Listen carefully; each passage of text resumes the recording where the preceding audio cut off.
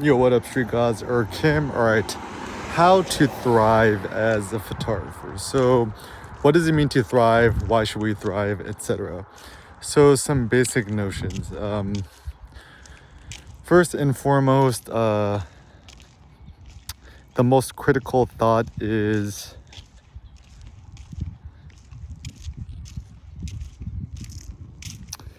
consider what it means to thrive. So, a simple way to think about thriving, it means to flourish, to grow. And actually, if you look at the OG, go to wiktionary.org and search the etymology or the meaning of thrive. It actually came from the notion to seize, to grasp, to prosper, to increase. And back in, ancient Greek, Roman times, to gain in those times was to seize, right? Like war, you just gotta steal the women, the men slaves, the resources, the golds, weapons, whatever's land. And it seems like the point of all of this was to increase one's wealth through the seizing of another people's stuff. Now, in 2022/2023 and beyond, we live in a digital world, right? Remember the World Wide Web? And so things and possessions are ephemeral, and they are actually not solid, and they're infinitely distributable, copyable, etc. And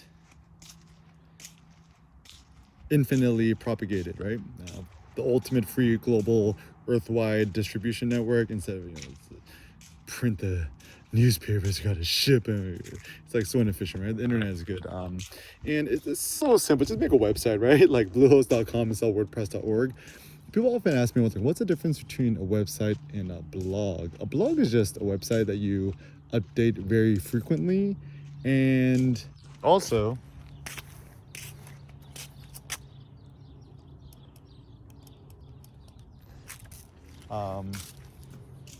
if you think about websites and blogs and stuff like that, essentially it's free marketing, it's free advertising. And actually, I don't think I've ever made a single cent off the YouTubies. I've never put ads on my videos. And truth be told, this is insider infos from talking to the influencers, right? Oh, pro tip. Somebody calls themselves an influencer. They're not an influencer. You could, let's say you get a hit viral video with 100 million views. You put ads on it. You might only make like $7,000-8,000 USD. $9,000 USD. I'm like, bro, it's easier to just get a job at In-N-Out and just flip some burgers. In-N-Out's hiring around $20 an hour. I'm like, yo, that's like my salary straight out of college at UCLA, right?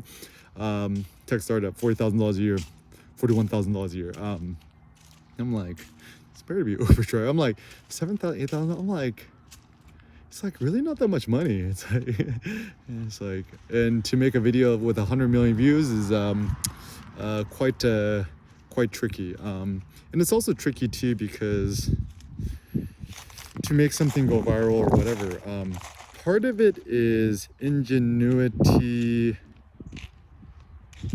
skill, right? But a lot of it is just like so random too. So actually the best way to think about things is to not really put yourself in any position in which you are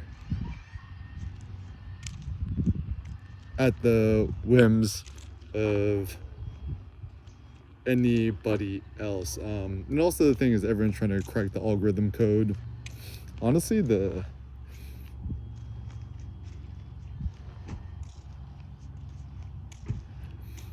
typically the best way to think about it is any sort of algorithm, especially with media and the social whatever, YouTubies, it's optimized around things which are uncommon, sensational, mediocre in the popular sense that a lot of people will like it. And it's funny because everyone wants 1 billion views, right? But if you get a billion views or 1 billion people interested in your videos and stuff, it means that what you're producing is actually not that unique or interesting insofar much as, so for example, there's not a billion people with a PhD from Harvard, right? There's not a billion Harvard professors out there or Harvard students. Everyone wants to be the Harvard professor or be a Harvard student or Yale or Brown, whatever, Ivies.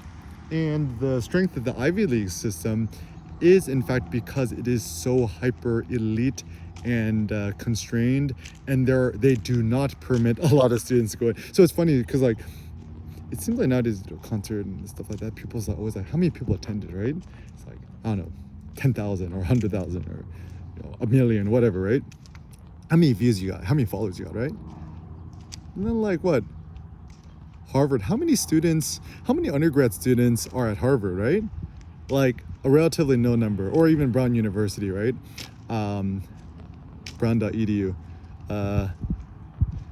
Not a lot. And so actually to become more elite means to be more selective and smaller. So in fact, even if you create interesting videos or blogs or vlogs or anything you want to do, then having fewer views is actually a huge benefit insofar much as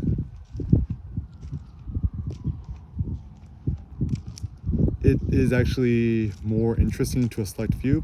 Another example, would Lamborghinis be cool if like they were as common as Honda Civics? Probably not. Even nowadays, honestly, like even Tesla, I'm a huge Elon Musk fanboy and Tesla fanboy. But like I remember when I first saw the Model S's on the streets and the Model 3s and stuff, I was so excited. And first time I saw Plaid, I was so excited and like, yeah, Elon did it. Now they're just like so common, like seeing Honda Civics. So it's kind of like, even my friend Kevin's like, I'm like, when'd you get a Model S? He's like, I want to get a Toyota Camry. I'm like, oh, ooh, to call it Tesla Model S a Toyota Camry. And actually, even worse, you think about Tesla Model 3, it's just a really nice Corolla. Model Y, what is a Model Y? Like a nice Infinity Q crossover thing. What is a Model X? It's a Honda Odyssey with wings that do this. So I think in the realm of everything, when in doubt, delete your Instagram, create your own website, and create your own future.